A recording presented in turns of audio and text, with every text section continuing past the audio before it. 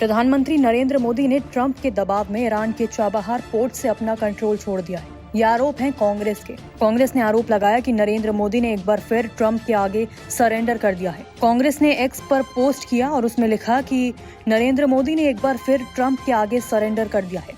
खबरों के मुताबिक ट्रंप के दबाव में नरेंद्र मोदी ने ईरान के चाबहार पोर्ट से अपना कंट्रोल छोड़ दिया है। चुपके से वेबसाइट भी बंद करवा दी। इस बेहद महत्वपूर्ण प्रोजेक्ट में मोदी सरकार ने देश की जनता के 120 मिलियन डॉलर लगाए थे और अब ये सब स्वाहा है। जब चाबहार पोर्ट का एग्रीमेंट हुआ था तो नरेंद्र मोदी ने कहा था कि इकोनॉमी से जुड़ा बहुत बड़ा काम हुआ है, ये मेरी बहुत बड़ी सफलता है। अब जब चाबहार पोर्ट का कंट्रोल छोड़ दिया है तो उस पर कुछ नहीं बोल रहे। चाबहार कोई आम बंदरगाह नहीं, ये भारत को अफगानिस्तान और सेंट्रल एशिया से एक अहम और सीधा समुद्री रास्ता देता है, जिससे हम पाकिस्तान को बाईपास कर सकते हैं और चीन के बेल्ट एंड रोड इनिशिएटिव का मुकाबला भी कर सकते हैं। लेकिन अफसोस की बात है कि नरेंद्र मोदी ट्रंप के दबाव के आगे झुक गए और देश का नुकसान कर दिया। सवाल है, भारत की विदेश नीति अमेरिका के व्हाइट हाउस से क्यों तय की जा रही है? नरेंद्र मोदी अमेरिका को भारत पर दबाव बनाने की अनुमति क्यों दे रहे हैं?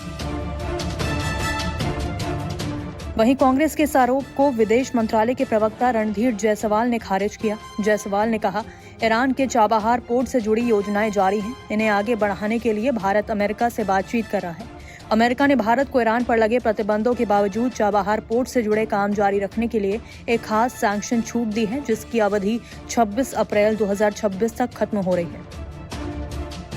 आपको बता दें कि चाबहार पोर्ट भारत के लिए सिर्फ एक बंदरगाह नहीं बल्कि एक आर्थिक और रणनीतिक गेटवे है। ये भारत को पाकिस्तान को बाईपास करते हुए अफगानिस्तान, मध्य एशिया, रूस और यूरोप तक पहुंच देता है। बता दें कि चाबहार भारत की कनेक्ट सेंट्रल एशिया पॉलिसी की रीढ़ माना जाता है। इसके जरिए भारत उज्बेकिस्तान, कजाकिस्तान और तुर्कमेनिस्तान जैसे देशों के साथ व्यापार बढ़ाना चाहता है। ये port international north south transport corridor यानी कि INSTC का भी अहम हिस्सा है। इस कॉरिडोर से भारत को बड़ा फायदा मिलता है। पहला, सुएज नहर रूट के मुकाबले 40% कम ट्रांजिट टाइम लगता है। 30% तक कम लागत लगती है। शिपिंग में 25 से 30 दिन की बचत होती है। अमेरिका ने भारत को 27 अक्टूबर 2025 तक के लिए चाबहार से व्यापार करने की छूट दी थी। इसके खत्म होने से पहले ही एक बार फिर अमेरिका ने इसे 6 महीने के लिए बढ़ा दिया है, यानी अब ये छूट 26 अप्रैल 2026 तक मिलती रहेगी। अब असल सवाल यह है कि आने वाले समय में भारत इस प्रोजेक्ट को कितनी मजबूती से आगे बढ़ाता है।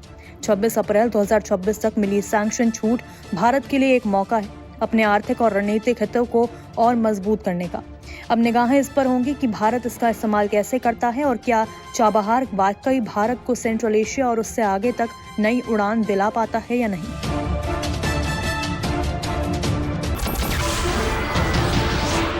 नमस्कार, मैं हूं मानक गुप्ता। अगर आपको हमारा ये वीडियो पसंद आया हो तो इसे लाइक और शेयर जरूर करें और हाँ, हमें सब्सक्राइब और फॉलो करना ना भूलें ताकि आप देश और दुनिया की कोई खबर मिस ना करें। तो जुड़े रहिए हमारे साथ और देखते रहिए न्यूज़ 24।